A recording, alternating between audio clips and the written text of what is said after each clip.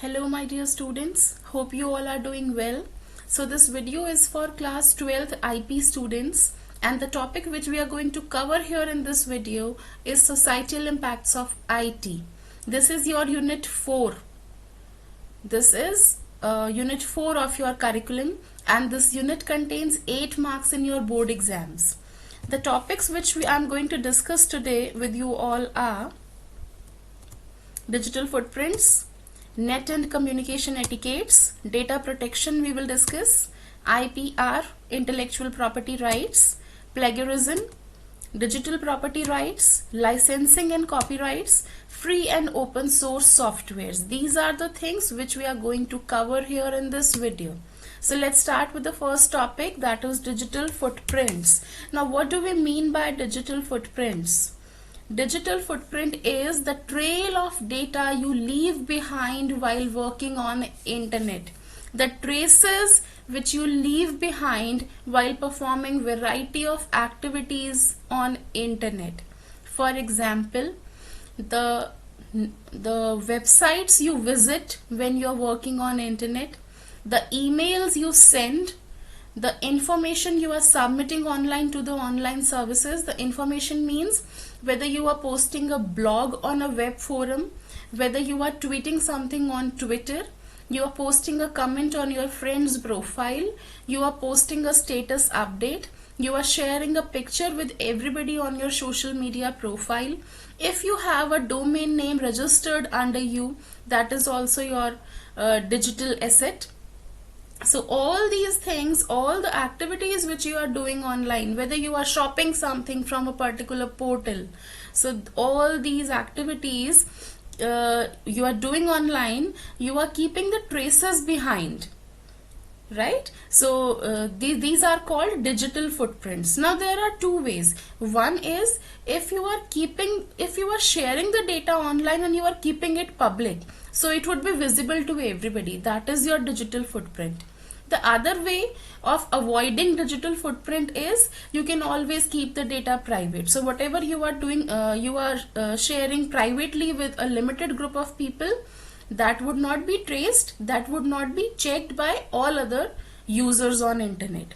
So digital footprint is all those activities, traceable activities, digital activities, whether you are shopping, you are using mobile banking, or whatever you are doing, you are using variety of web apps. So these are your digital footprints. Now digital footprint is also known as internet footprint. It is also known as cyber shadow, electronic footprint, or digital shadow. Okay. So in simple words we can say it is all those stuffs which you leave behind while working on internet, commenting on social media, making Skype calls. If you are shopping, you are using variety of web apps available on internet, the data you are storing there, the data you are sharing there, everything, whatever you are sharing there, that keeps a trail of your data. That is called your digital footprint. Okay. Now these digital footprints are of two types. One is active digital footprint. Active digital footprint is the data which you intentionally submit online. As I told you just now, there are two ways of submitting the data online. One is if you are intentionally keeping it public, you want it to be seen by other people. So that is your active digital footprint. The data which you are keeping public, you want it to be seen by all other users on internet. That is your intentionally submitted data. So that is your active digital footprint. Okay, say you are posting a status update, that would be visible to everybody. If you are sharing your ideas, your opinions with the help of blogs, so that blog would be visible by everybody on the internet. All the users of internet can see that, right? You are using Twitter, you are using LinkedIn, you are using Instagram, you are liking a page on Facebook, you subscribed a particular YouTube channel. So these are the things which could be traceable by all other users on internet. So this is the data you submit online. This is your active digital footprint. Okay. The second type is passive digital footprint. Now passive means the data which we unintentionally leave behind, which we are not aware about that it is being submitted online. For example, you are checking a particular website and your IP address is being tracked by the web server. So this is quite unintentional. We are not aware about it. We cannot handle it. So the unintentional data you are submitting online is your passive digital footprint. Right? Your search history, whatever websites you are using in the whole day, you are searching in the whole day, that goes to your search history. Whatever you are doing, whatever you are searching on Google, that goes to your search history. So that search history is an example of passive digital footprint, which any search engine can easily trace about. We cannot help it. Why these digital footprints are important? See, this digital footprint is the this digital footprint is the self-portrait of yours on internet. This will show who you are actually on internet. This will help you to create your online image, your online repo. So that's why we have to manage these digital footprints wisely. We need to have a positive digital footprint, so that if anybody goes on Google and search about you, he or she must find only good and positive information about you. So we need to have positive digital footprints, because whatever things you are doing online, whatever kind of activities you are performing online, if somebody goes on Google and check about you, if somebody Google about you, what if he finds negative aspects of your life? What if he finds that you are not using internet appropriately? That will create a bad repo of yours, and this would harm if you are seeking future employments, if you are seeking admission in college or universities, whether you are a government officer. So you need to have a good positive footprint. How to keep it good or positive? The first is, keep your personal information limited, right? Keep your privacy. Don't say inappropriate words or disrespectful words online. Then add positive aspects of your life only. Whenever somebody search about you, he or she should find only good things about you. You achieved something, you accomplished something, you got a new learning experience, you got a new degree, you got a new diploma. So these are your achievements, your rewards, your honors. These things we can always publish online. This will add on in our profile. And the most important thing is, think before you click. The kind of websites you are visiting, you should think before you click that you are going on some authorized, legal and reliable websites. And another ways are to manage the digital footprints. Avoid sharing. Avoid sharing too much of personal information through chats or through social media. And if in case you are sharing, so keep it private. Do not keep it public. Use proper privacy settings. There is no meaning of keeping your profile public for everybody, so that whosoever comes on internet can easily search for you. No, you should not do that. Keep track of all your online accounts, and if the accounts you are not using anymore, you should delete those accounts. Google yourself to see your online image. Keep separate accounts for separate reasons. Like if you have an account for your emailing, if you have an account for your social media, so always keep a different account for your mobile banking or internet banking. Never mix up the accounts. This could make the hackers work easy. Keep track of your passwords. Never share them. This is a very obvious thing we need to take care about it. Regularly change your passwords and log off the accounts after use. Never forget to log out the account after you finish your work. Then this is about digital footprint. Now let's come to the next topic. Our next topic is net and communication etiquettes, which we also call netiquette. Now let me tell you first, what do we mean by etiquette? Etiquette is the kind of behavior, the code of conduct we follow being in a society.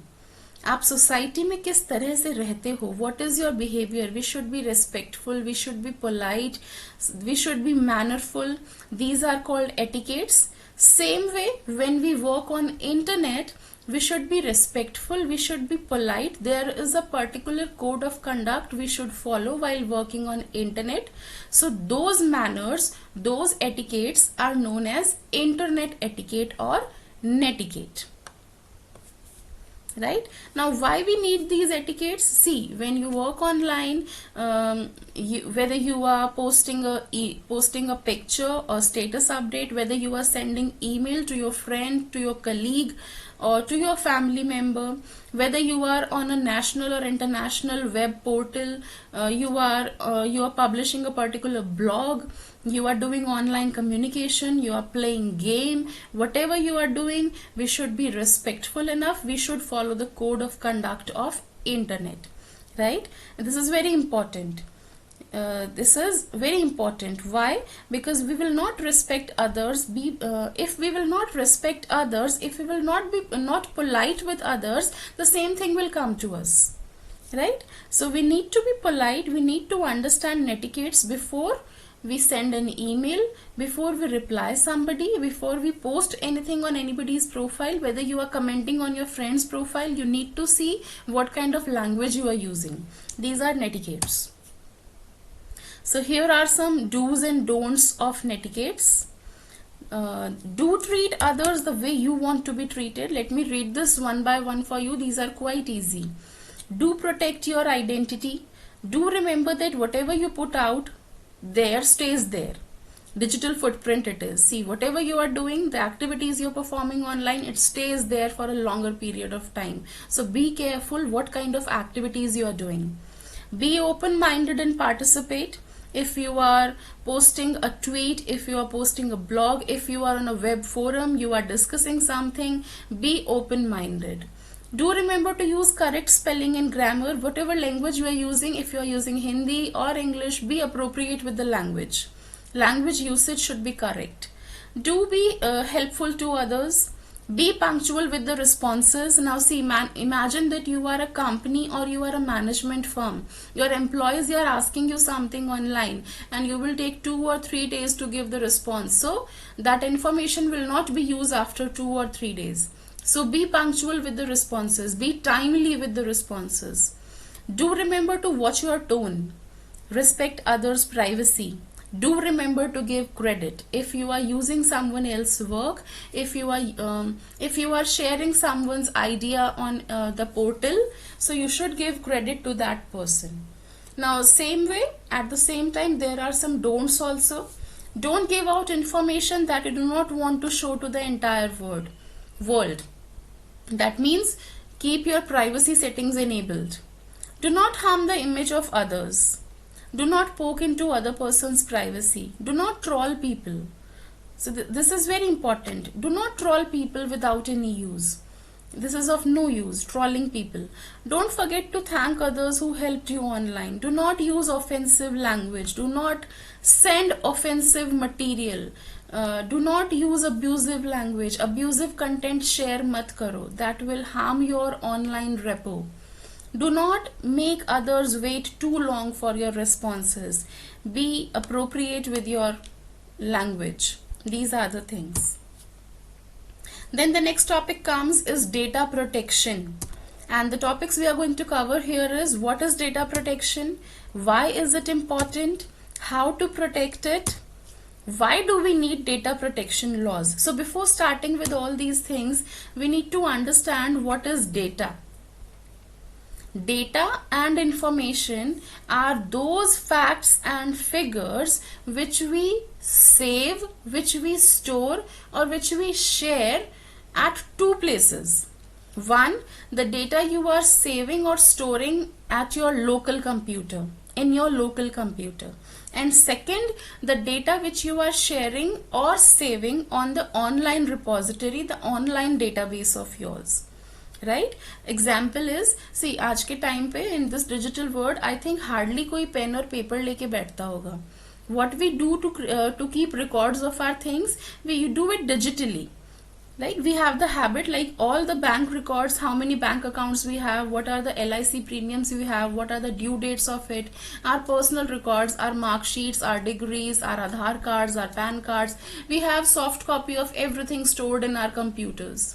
Our medical records, the FDs we have, whatever our important data is, whether it is our personal record, our professional record, our medical records, everything we are keeping in the form of, in computers, in digital form. We hardly take pen and paper to do these things.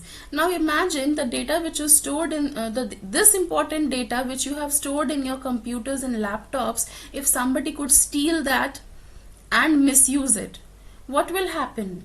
It will be a harm for us, right? Secondly, the data which we are storing online, which we are sharing online, the pictures, the status, whatever we are posting on social medias, the domains we are using, the data which we are storing on web apps, the kind of web apps we are using. What if someone would steal that data? Again, it will be a harm for us. So we need to protect both kind of datas.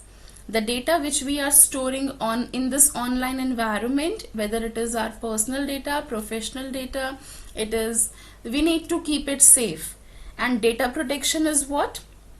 Data protection refers to all those practices, the rules, the ways, the methods by which we can safeguard our personal and professional information.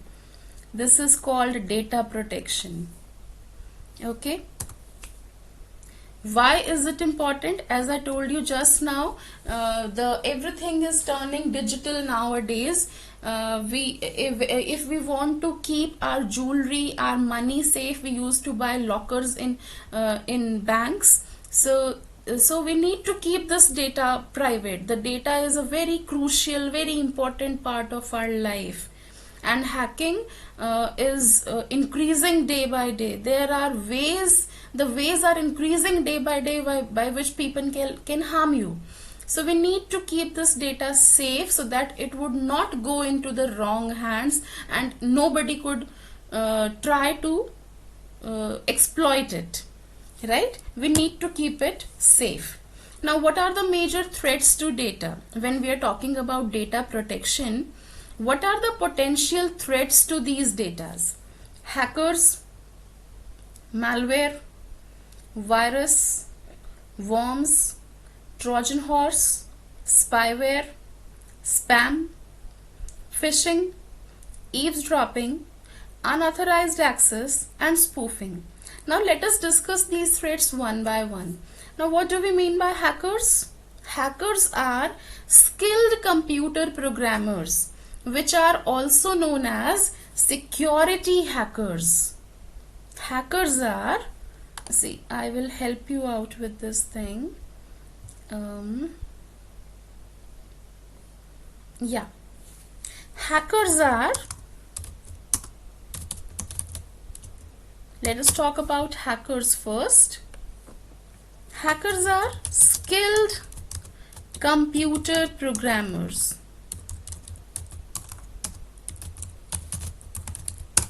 Now hackers are of two types, white hat hackers and black hat hackers.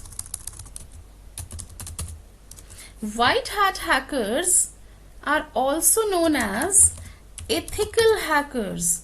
Black hat hackers are also known as unethical hackers. Let me give you an example of it. Ethical hackers are those hackers which break into somebody's account with a good intention. Those who hack for good purposes, like the people who hack the account for national security or national integration, those are called white hat hackers. And black hat hackers are those which hacks for bad purposes or with bad intentions. They have intentions to harm somebody and to earn illegal profits from that. So these are hackers. Okay. Let us come to the presentation again. So next is malware. Malware is malicious software. These are the software which are intentionally designed to cause damage to your computer, to the client, to the server, or to the computer network. Intentionally design किया जाता है ऐसे softwares को and deploy किया जाता है so that client को, server को या पूरे कंप्यूटर नेटवर्क को हैक किया जा सके. These are malwares, malicious softwares, infectious codes, bad codes. Then comes viruses, worms and Trojan horse. Virus is a software or program which harms another programs in your computer, right? Worm is a kind of virus which creates copy of it again and again. It replicates itself. You see, you have seen it also. Whenever you got a virus attack, आप देखोगे कुछ files जो होती हैं वो delete नहीं होती हैं और वो अपना कॉपी बार बार रेप्लिकेट करती रहती हैं. वो अपना कॉपी बार बार क्रिएट करता है. आप डिलीट करोगे फिर से क्रिएट हो जाएगा. So those are called worms, right? And what ultimately happens? It slow downs your PC. आपके PC के स्पीड को स्लो कर देते हैं. Then comes Trojan horse. Trojan horse is, it captures your important information. Your computer system, आपके network का, आपके computer system का important information कैप्चर करते हैं, स्टील करते हैं. And these Trojan horse viruses are basically used by the hackers. ये hackers use करते हैं. What they do, they design a bug. वो एक बग या वायरस डिजाइन करते हैं एंड उससे इंटेंशनली आपके सिस्टम पे डिप्लॉय करते हैं एंड आपका इंफॉर्मेशन कैप्चर करते हैं. They break into your systems, they deploy bugs into your system and then break into your accounts, right? Then comes spyware. Spywares are unwanted softwares that steals your data and your sensitive information. The example is cookies. Cookies जानते हो क्या होता है? Cookies are the small temporary files, the small program files which stores your data for a temporary period. See, आप एक बार email account पे जाओ. If you are not logging it out, the next time when you go there, you will find the passwords and the usernames, everything is autofill. Right? Once you search something on Google, the next time when you go there, you will find relevant links coming automatically. You do not need to type the thing again. So those are cookies. It may contain a virus or a spyware in it. Adwares are those unwanted softwares which comes through unwanted advertisements. You see, whenever you go to a website, you will find variety of ads blinking to the corners. Boost up your PC, download this software, register here and claim this award. These are advertisements, and there may be a chance when you click on it, a kind of unwanted software will start downloading in your system automatically. So these are spywares. Then let us come to spam. Spam, I think we all know it. Whatever mails which are coming from an unauthorized source automatically goes into your spam. And our spam, in spam folder, what happens is, spamming is sending bulk of messages to thousands of users at the same time. Register here and win an Audi. You are lucky, you won the lucky draw and get here your bonus. These kind of spam mails, we get it daily, right? Then the next kind of threat is phishing. Phishing is a cyber crime. It targets the victims through emails, telephones or messages. They make fraud calls, they send you fraud messages or emails asking you about your credit card details and debit card details, and then ultimately will harm you in a bad way.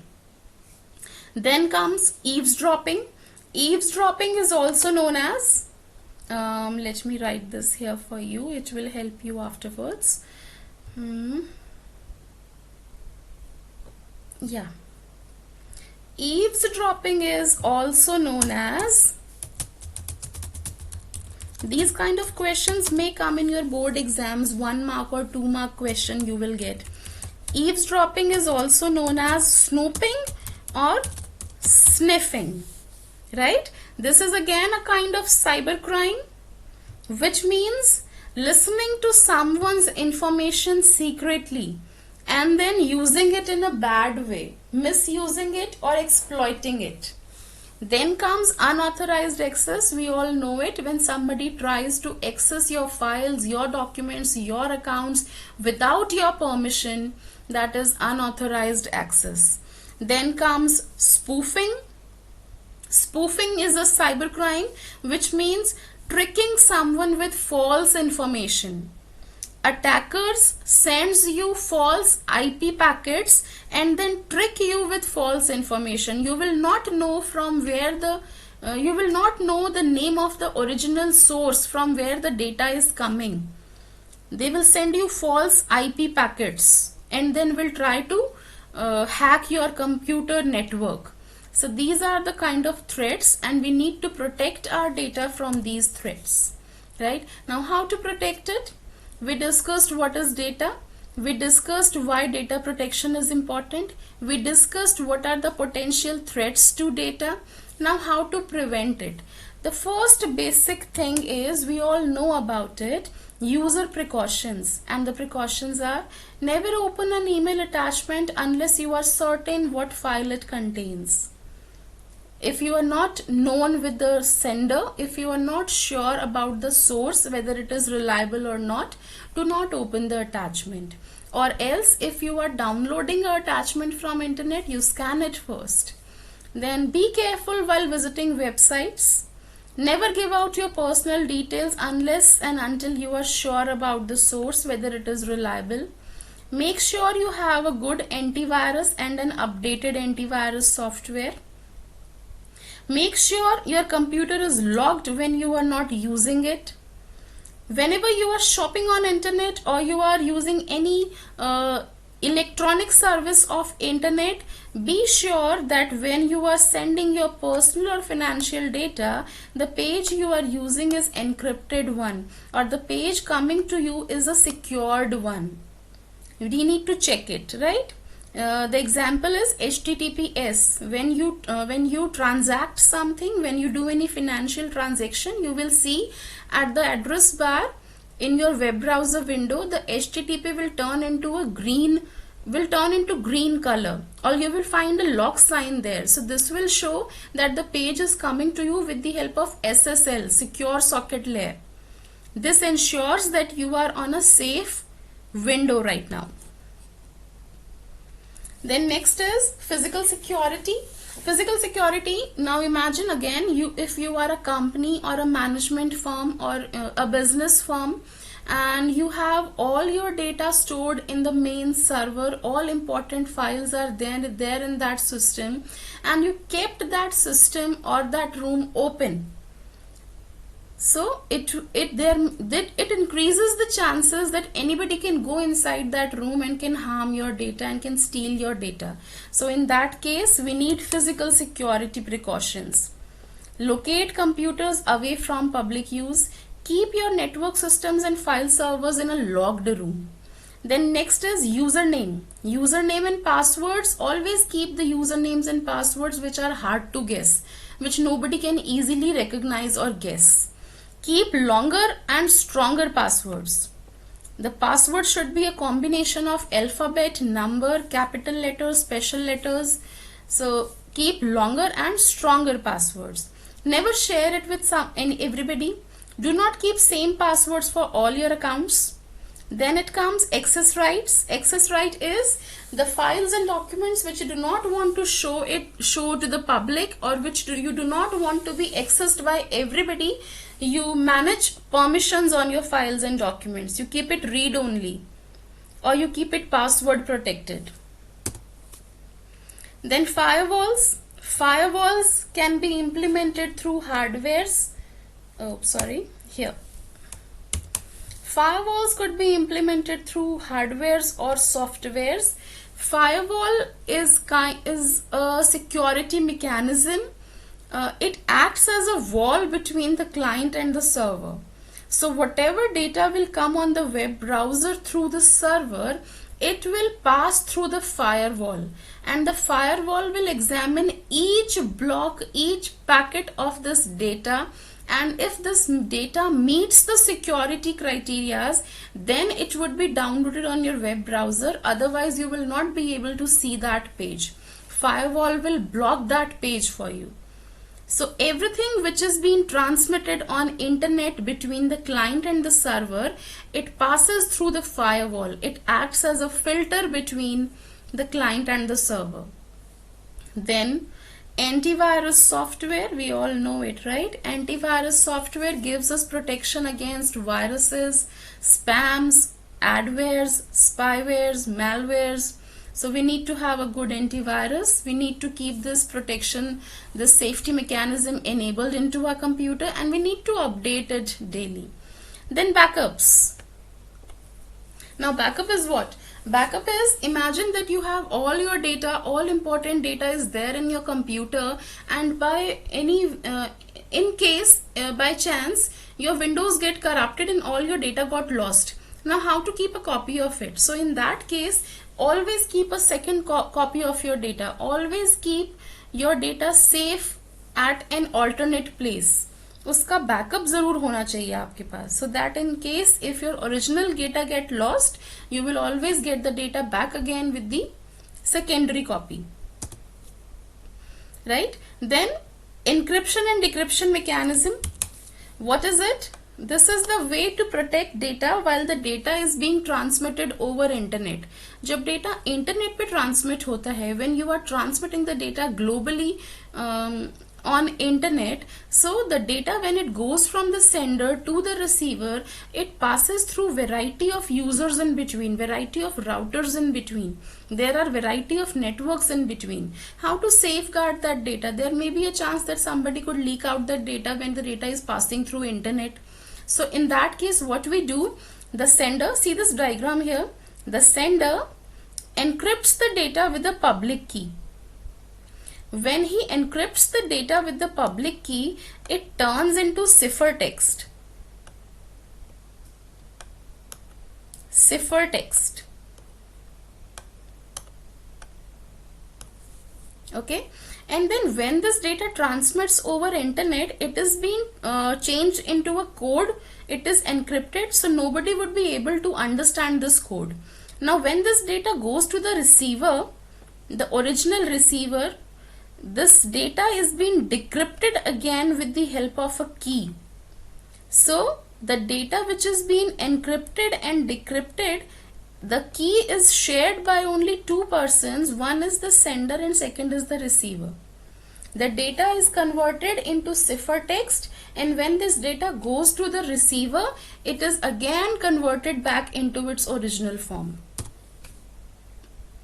Now, data protection laws. We have variety of laws in our Indian legislation through which we can always safeguard us with these hacking and everything kind of cyber crimes prevailing online. So the basic thing, the act which we all know is IT Act 2000, then Indian Penal Code, then Intellectual Property Rights, and Data Protection Bill. So this is data protection. What we discussed here, we discussed what are digital footprints, then we discussed what is net and communication etiquette, and then we discussed data protection. What is data protection, why it is important, how to manage the data, how to protect the data, and then what are the data protection laws. This is all what we discussed here in this video, right? So the next topics, I'm going to share one more video with you, and there we will continue with the another topics of ours. Okay, so I hope everything is clear to you. If you have any query, you can always ask queries. It is open for everybody. So revise the things again, and thank you so much.